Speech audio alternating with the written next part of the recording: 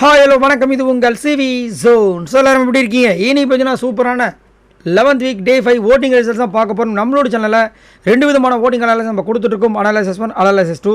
இப்போ வாங்க அந்த வீடியோக்குள்ளே போகலாம். அதுக்கு முன்னாடி பார்க்குற எல்லாரும் மறக்காமல் சப்ஸ்கிரைப் பண்ணி பாருங்கள்.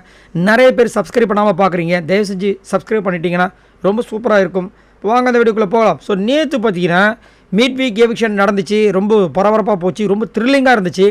அதுலேயும் குறிப்பாக பார்த்தீங்கன்னா அகெயின் நம்ம அர்ச்சனாவை அவங்களோட ஓட்டுக்கு மதிப்பே இல்லாமல் ஹாட் சீட்டில் வச்சு உள்ளே அனுப்புகிறாங்க.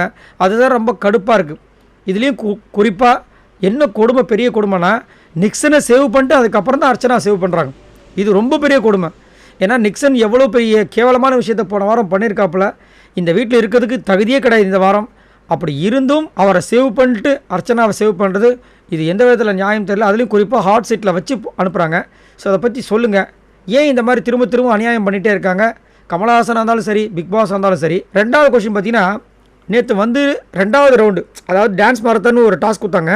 அதில் ஃபஸ்ட்டு எல்லாருமே சூப்பராக பர்ஃபார்ம் பண்ணாங்க, மாயாவை தவிர. மாயா பண்ணது கேவலமாக இருந்துச்சு.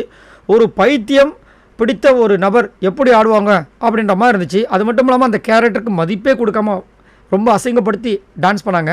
ரெண்டாவது பார்த்தீங்கன்னா ஒரு டான்ஸ் மாரத்தான், உண்மையான மாரத்தான். 10 பேர் கிளம்புறாங்க. 5 பாட்டு ப்ளே பண்ணப்படும். அந்த 5 பாட்டில் 2 பேராக வந்து போட்டி போட போகிறாங்கன்ற மாதிரி எல்லாருமே சூப்பராக பர்ஃபார்மன்ஸ் பண்ணாங்க. பட் அதுக்கு முன்னாடி மணியை எல்லோரும் சேர்ந்து ஒரு சதி வேலை பண்ணி வெளியே அனுப்பிச்சிட்டாங்களோ. ஏன்னா மணி கண்டிப்பாக அந்த இடத்துல இருந்திருந்தால் மணிக்கு தான் அங்கே வந்துட்டு மார்க் அதிகமாக வந்திருக்கும். அதை வந்து வேணுட்டுமே இது பண்ணணும்னு சொல்லிட்டு மணியை வந்து இது பண்ணாங்களான்ற மாதிரி தோணுச்சு. ஏன்னா மணி நல்லா தான் பண்ணார். அவரை விட மொக்கையாக நிறைய பேர் உள்ளே இருந்தாங்க. அவங்களெல்லாம் உள்ளே விட்டுட்டு இவரை வந்துட்டு இந்த டாஸ்கில் நீங்கள் கலந்துக்க கூடாதுன்னு செலக்ட் பண்ணது எந்த விதத்தில் நியாயம் எனக்கு புரியல. உங்களுக்கு அந்த மாதிரி தோணுச்சான்றதை சொல்லுங்கள். 3வது கொஸ்டின் பார்த்தீங்கன்னா பூர்ணிமா மாயாவுக்கு சரியான ஆப்பு ஒன்று வச்சாங்க. ஏன்னா மாயாவும் ரவீனாவும் ஒரு டான்ஸ் பண்ணாங்க. அதில் ரவீனா வந்துட்டு இவங்களுக்கு ஸ்பேஸ் கொடுத்தாங்க. பட் மாயா வந்து ரவீனாவுக்கு ஸ்பேஸ் கொடுக்காம அவங்கள வந்துட்டு அப்படியே ஒரு மாதிரி ஆட விடாமல் பண்ணிட்டு இருந்தாங்க. அது கடுப்பாக இருந்துச்சு. சரி, இவங்களாவது ஒரு நல்ல பர்ஃபார்மன்ஸை கொடுக்குறாங்கன்னா அதுவும் கிடையாது. அப்படியே ஒரு மாதிரி ரொம்ப ஒரு மாதிரி இருந்துச்சு. அதாவது ஜோக்கர்ஸ்லாம் போனாங்க பார்த்தீங்கன்னா அந்த மாதிரி பண்ணிட்டு இருந்தாங்க. ஏதோ காமெடிக்கு பண்ணுற மாதிரி அந்த கேரக்டரை விட்டு வேறு எங்கேயோ போயிட்டாங்க. ஸோ இவங்களும் ஒழுங்காக பண்ணாமல் அவங்களும் ஒழுங்காக பண்ண விடாமல் அந்த மாதிரி இருந்துச்சு.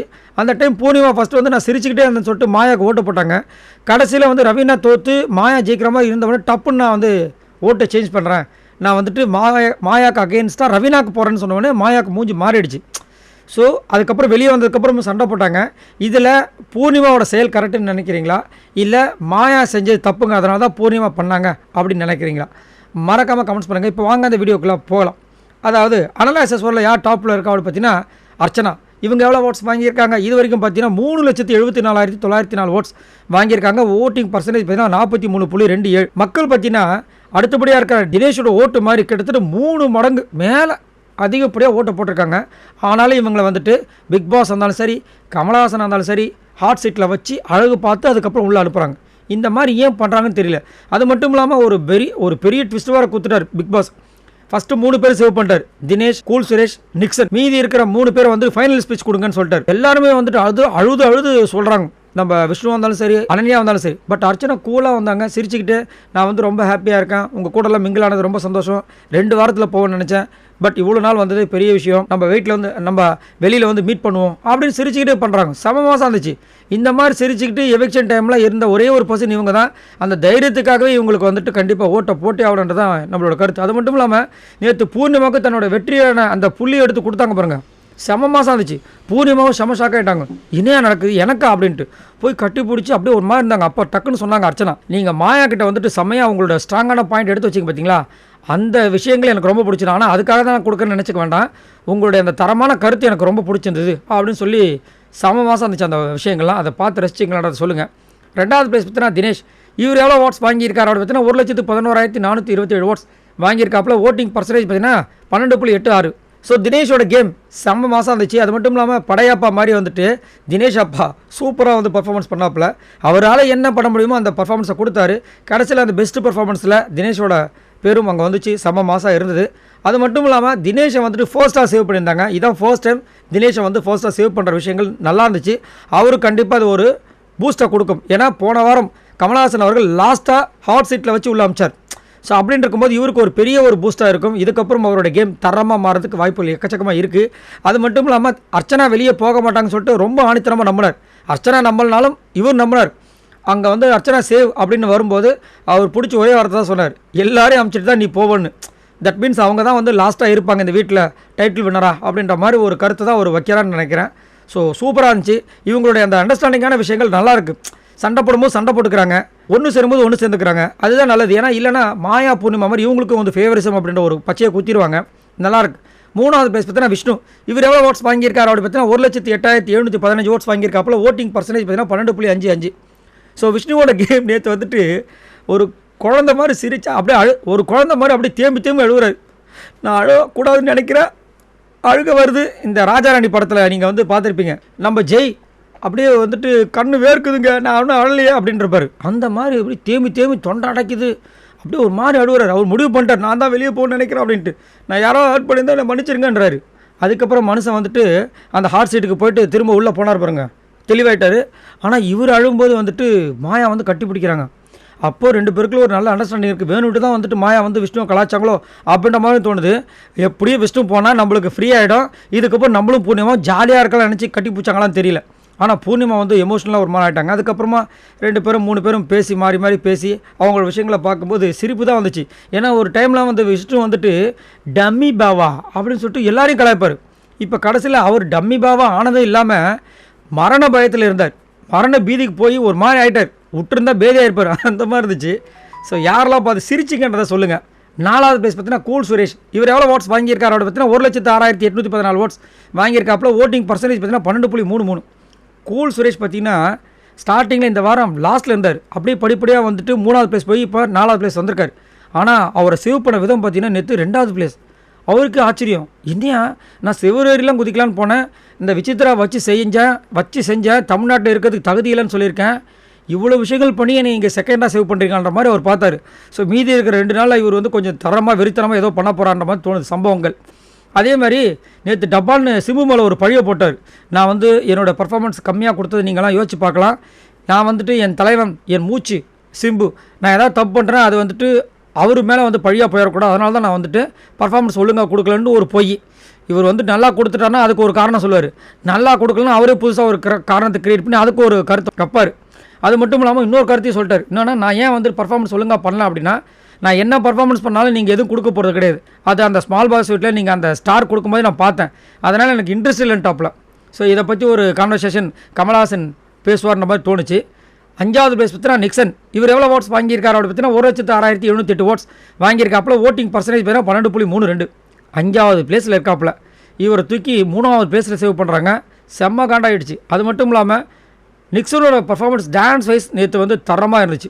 அதுக்கு முன்னாடி நாளும் சரி, நேற்றும் சரி, சூப்பராக இருந்துச்சு. அதே மாதிரி இவரோட அந்த சிரிப்பை வந்து நீங்களாம் நோட் பண்ணிக்கலாம்னு சொல்லுங்கள். அர்ச்சனா வந்துட்டு ஃபைனல் ஸ்பீச் கொடுக்கும்போது அவங்களும் சிரித்து தான் பேசினாங்க, மற்றவங்களாம் வந்து கொஞ்சம் எமோஷனலாக பார்க்குறாங்க. பட் இவர் மட்டும் நல்லா ஆனந்தத்தில் அப்படி சிரிக்கிறாப்புல. நம்ம வந்து சொருகிருவோம், சீ கருமோ டூ போடி என்னென்னமோ சொல்லி நம்மளுக்கு வந்து எதிராக உரிமை குரல் இந்த பொண்ணு தூக்குச்சு. நம்ம கமல்ஹாசன் நம்மளை காப்பாற்றி இவ்வளோ தூரம் உட்கார வச்சு கடைசியில் நம்ம முன்னாடியே அந்த பொண்ணை கதற விட்டார்ப்பார், ஃபைனல் ஸ்பீச் கொடுக்க விட்டார்ப்பார். செம்ம அப்படின்ற மாதிரி உட்காந்துட்டு இருந்தாப்புல. பட் யாருக்கு இது உண்மையான ஃபைனல் ஸ்பீச் வரும் அப்படின்றது இன்னும் கொஞ்ச நாளில் தெரிஞ்சுன்றதான் என்னோட கருத்து. ஏன்னா இவர் என்ன தான் வந்து வெறித்தரமாக டான்ஸ் பண்ணாலும் அவர் பண்ண அநியாயங்கள் இன்னுமே எக்கச்சக்கமாக இருக்குது. அதுவும் இந்த வாரத்தில் வந்துட்டு அந்த வேஷ்டியை தூக்கி காட்டின விஷயங்கள் ரொம்ப கேவலமான விஷயம். அதில் ஒன்று நான் கண்டிப்பாக சொல்லி ஆகணும். ஒரு சிஸ்டர் சொல்கிறாங்க, ஏங்க வேஷ்டியை தூக்கி காட்டுறதெல்லாம் ஒரு தப்பாங்க, உள்ளே தான் ட்ரௌசர் போட்டிருக்காருன்றாங்க. இந்த கொடுமை எங்கே போய் சொல்கிறது? உள்ளே ட்ரௌசர் போட்டிருக்காரோ, ஜட்டியை போட்டிருக்காரோ, ஏதோ ஒன்று போட்டிருக்காரோ, முதல் தூக்கி காட்டுறது தப்பு தானுங்களா ஒரு லேடிஸ் முன்னாடி? இதை தப்பாக வந்து யோசிக்காமல் வந்துட்டு அவர் உள்ள ட்ரௌசர் போட்டிருக்காரு, அது போட்டிருக்காரு, இது போட்டிருக்காருன்னு சொல்கிறாங்க. என்னத்தான் சொல்லுவீங்க? சரி, லாஸ்ட்டாக பார்த்தீங்கன்னா அனன்யா ராவ். இவங்க எவ்வளோ ஓட்ஸ் வாங்கியிருக்காங்க அப்படி பார்த்தீங்கன்னா 57,909 ஓட்ஸ் வாங்கியிருக்காங்க. ஓட்டிங் பர்சன்டேஜ் பார்த்தீங்கன்னா 6.67. ஸோ அனன்யா தான் நேற்று வந்துட்டு எவிக்ட் ஆனாங்க. இதுதான் நம்ம வந்துட்டு சொல்கிற கடைசி ஓட்டாக இருக்கும் அனன்யாவுக்கு. அது மட்டும் இல்லாமல் அனன்யா வந்துட்டு இந்த மிட் வீக் எவிக்ஷன் அப்படி பிக் பாஸ் அனௌன்ஸ் பண்ணவொடனே முடிவு பண்ணிட்டாங்க, கண்டிப்பாக நம்ம தான் வெளியே போகிறோன்னு. ஏன்னா அவங்களுக்கு தெரிஞ்சிருச்சு. அது மட்டும் இல்லாமல் நல்ல ஒரு அழகான ஒரு சான்ஸை கேவலமாக வந்துட்டு மிஸ்யூஸ் பண்ணிட்டாங்க. அதே மாதிரி விட்டுட்டாங்க யூஸ் பண்ணாமல். அதுதான் உண்மை. ஏன்னா வந்த ஒரு வாரம் எதுவுமே செய்யலாம் கூட ஒரு பேர் இருந்துச்சு. இந்த எவிக்ஷனில் கூட வந்து 3rd பிளேஸில் இருந்தாங்க, ஓட்டு நல்லா வந்துச்சு. அதுக்கப்புறம் பார்த்தீங்கன்னா புள்ளிகாங் பக்கம் போனாங்க. அதுக்கப்புறம் அர்ச்சனாவையும் தினேஷையும் எதிர்க்கிற மாதிரி பண்ணாங்க, ஓட்டு டபால்னு இறங்குச்சு. இப்போ பாருங்கள் இந்த வாரம் வெளியவே போயிட்டாங்க. ஸோ வெளியில் இத்தனைக்கு டிவியை பார்த்து உள்ளே வராங்க. ஆனால் சுதாரிக்க தெரியல, என்னத்த சொல்வீங்க. ஆனால் நல்லா வந்து இவங்கள மாயாவும் பூர்ணிமாவும் யூஸ் பண்ணி அனுப்பிச்சிட்டாங்க. இவங்க எல்லோரும் மொத்தமாக வாங்கின ஓட்ஸ் எல்லோட பார்த்தீங்கன்னா 8,66,477 ஓட்ஸ் வாங்கியிருக்காங்க. இப்போ வாங்க அனலைசஸ் 2க்குள்ளே போகலாம். ஸோ அனலைசஸ் 2ல யார் டாப்பில் இருக்கா அப்படி பார்த்தீங்கன்னா அர்ச்சனா. இவங்க எவ்வளோ ஓட்ஸ் வாங்கியிருக்காங்க அப்படி பார்த்தீங்கன்னா 1,65,360 ஓட்ஸ் வாங்கியிருக்காங்க. ஸோ நேற்று பார்த்தீங்கன்னா அர்ச்சனாவோட அந்த பயம் இல்லாத ஒரு திமிருத்தனமான ஒரு சூப்பரான ஒரு அந்த ஸ்பீச் வேறு லெவலில் இருந்துச்சு. அந்த லாஸ்ட் ஸ்பீச்சை வந்து பிக் பாஸ் கொடுக்க சொன்னப்போ, அதுவும் நிக்சன் சிரிச்சிட்டு இருக்கும்போது இவங்க சிரிச்சு கெத்த பேசுனது மாசாக இருந்துச்சு. 2வது பிளேஸ் பார்த்தீங்கன்னா நிக்சன். இவர் எவ்வளோ ஓட்ஸ் வாங்கியிருக்காரு அப்படி பார்த்தீங்கன்னா 1,49,080 ஓட்ஸ். ஸோ நேற்று ஒரு சிஸ்டர் கேட்டுருந்தாங்க, என்னங்க அனலைசஸ் 2 சம்மந்தமே இல்லாமல் நிக்சன்லாம் செகண்ட் பிளேஸில் வந்திருக்காரு அப்படின்னு கேட்குறாங்க. இது வந்து இப்போ இல்லை, சீசன் 4லேருந்து நான் ஆரம்பித்தது. நடுவில் வந்து இந்த அனலைசஸ் 2 ஸ்டாப் பண்ணலாமான்னு கேட்டேன். நிறைய பேர் வேணாங்க, அதுவும் பார்க்கறதுக்கு குச்சாலாக ஜாலியாக தான் இருக்குது. ஏன்னா ஒரு சில பேர் லாஸ்ட்டில் இருக்கும்போது அவங்களுடைய ஃபேன்ஸுக்கு பரவாயில்ல, இதுலையாவது இந்த ஃபேக்காக இருக்கிற இந்த ஓட்டிங் அனலைஸ்லையாவது நம்ம ஆட்களுக்கு ஓட்டு வருதுன்னு சந்தோஷமாக இருப்பாங்க அப்படின்னு சொல்லி சொன்னதுனால நான் வந்து இதை போட்டுட்ருக்கேன். மற்றபடி இது எஃபெக்ட்லாம் கிடையாது. அதனால மொத்தமாக டோட்டலாக ஒரு நிமிஷத்துலேயே முடிச்சிடுவோம் வச்சுக்கோங்களேன். 3வது பிளேஸ் பார்த்தீங்கன்னா விஷ்ணு. இவர் எவ்வளோ ஓட்ஸ் வாங்கியிருக்காரு அப்படி பார்த்தீங்கன்னா 1,34,970 ஓட்ஸ். நேற்று அதாவது ஒரு காலத்தில் அப்படி டெரர் விஷ்ணு பேசப்பட்ட ஒரு ஆள் நேற்று வந்துட்டு மரண பீதியில் பேதியாகிப்பார் போல இருக்குது. அந்த அளவுக்கு பயந்து ஒரு மாறாயிட்டார். அதுதான் வாழ்க்கைன்றது ஒரு வட்டம் மாதிரி நம்ம தளபதி சொன்னது ஞாபகத்துக்கு வந்துச்சு. 4வது பிளேஸ் பார்த்தீங்கன்னா தினேஷ். இவர் எவ்வளோ ஓட்ஸ் வாங்கியிருக்காரு அப்படி பார்த்தீங்கன்னா 1,06,610 ஓட்ஸ். ஸோ நேற்று தினேஷை ஃபஸ்ட்டாக சேவ் பண்ணது எனக்கு ரொம்ப ஹாப்பி. அது மட்டும் இல்லாமல் இவர் அர்ச்சனா மேலே வச்சிருக்கிற அன்பு அந்த எவிக்ஷன் டைமில் தெரிஞ்சது செம மாதம் இருந்தது. 5வது பிளேஸ் பார்த்தீங்கன்னா கூல் சுரேஷ். இவர் எவ்வளோ ஓட்ஸ் வாங்கியிருக்காரு அப்படி பார்த்தீங்கன்னா 55,170 ஓட்ஸ். இதில் 5வது பிளேஸில் இருக்கார். ஆனால் இவரை நேற்று செகண்ட் பிளேஸில் சேவ் பண்ணாங்க. கொடுமையிலும் கொடுமை, பெரிய கொடுமை. ஆனாலும் இவருக்கு வந்த ஓட்டு எல்லாமே பார்த்தீங்கன்னா நிக்சனால் வந்துச்சு. ஸோ கூல் சுரேஷ் தயவு செஞ்சு நிக்சனுக்கு ஒரு நன்றி சொல்லிவிடுங்கன்னு தான் என்னோட கருத்து. லாஸ்ட்டாக பார்த்தீங்கன்னா அனன்யா. இவங்க எவ்வளோ ஓட்ஸ் வாங்கியிருக்காங்க அப்படி பார்த்தீங்கன்னா 25,860 ஓட்ஸ். ஸோ அனன்யா நேற்றோட ஓ கையா அப்படின்னு போயிட்டாங்க.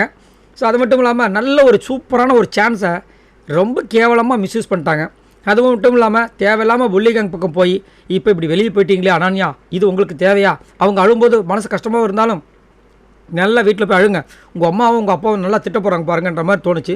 சரி, உங்களுக்கு இந்த வாரம் அடுத்த எவிக்ஷன் யாராக இருக்கும்னு நினைக்கிறீங்க? ஸோ கன்ஃபார்ம் டபுள் எவிக்ஷன்றது தெரிஞ்சு போச்சு. ஸோ சனிக்கிழமை இவங்க தான் வெளியே போனோன்னா நீங்கள் யாரை சொல்லுவீங்க? என்ன கேட்டிங்கன்னா கண்டிப்பாக நிக்சன், மாற்றுக்கருத்தே கிடையாது. உங்களோட கருத்துக்களை சொல்லுங்கள். பாய் நண்பர்களே.